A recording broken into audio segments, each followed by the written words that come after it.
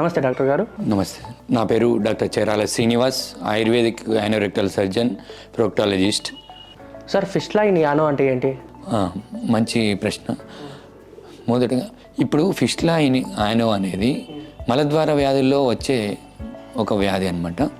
ఇది మలద్వారంలో మనకు గ్లాండ్స్ ఉంటాయన్నమాట.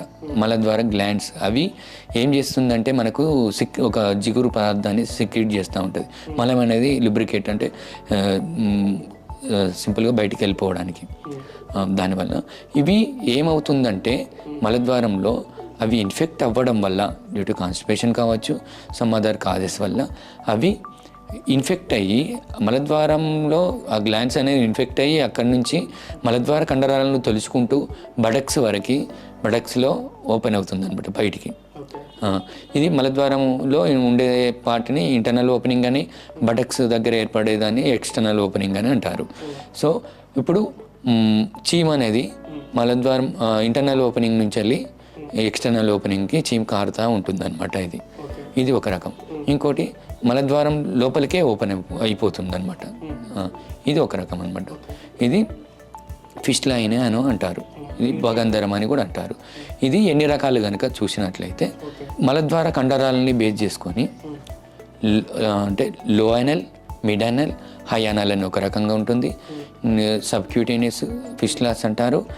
Next transsphincteric fistula, intersphincteric fistula, extra sphincteric fistulas and supra sphincteric fistulas అని కూడా ఉంటాయన్నమాట.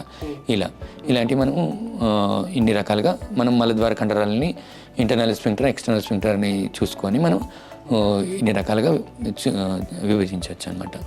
ఇది మనం ఎలా తెలుసుకోగలం అంటే లక్షణాలు ఎలా ఉంటాయని అడుగుతున్నారు కదా.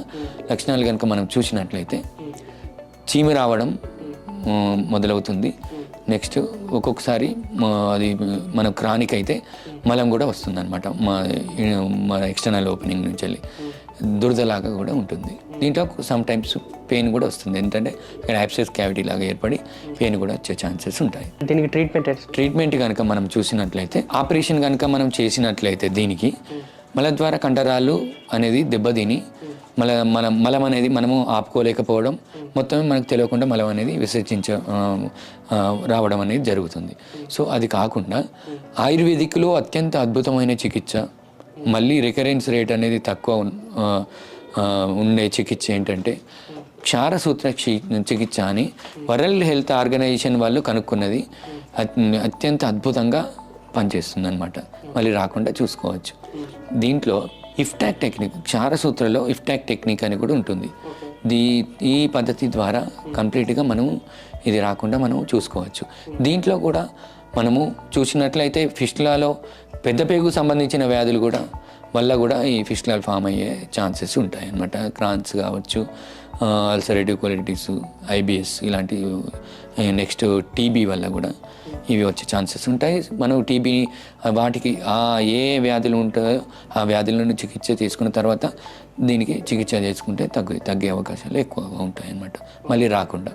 ఇవి మన మందులతోని కనుక మనం చూసినట్లయితే చాలా వరకు మనము కంట్రోల్లో పెట్టుకోవడానికి వస్తుంది, కానీ కంప్లీట్గా చికిత్స అనేది అవ్వదన్నమాట. ఇప్పుడు చీమ్ అనేది తగ్గుతుంది కొన్ని మందులు వాడడం వల్ల, చీము తగ్గిపోతుంది కొంత వరకు, కానీ మళ్ళీ వస్తూ ఉంటుంది అనమాట. క్షారసూత్రనే అత్యంత అద్భుతమైన చికిత్స. లేజర్ చేయొచ్చు. లేజర్ ఎప్పుడంటే లో యానల్ ఫిస్టులాకి చేయొచ్చు. అది క్యావిటీ లాగా ఫామ్ అయినప్పుడు, చీమ్ లాగా ఫామ్ అయినప్పుడు లేజర్ అనేది అంత రికరెన్స్ రేట్ అనేది ఉంటుందన్నమాట లేజర్లో.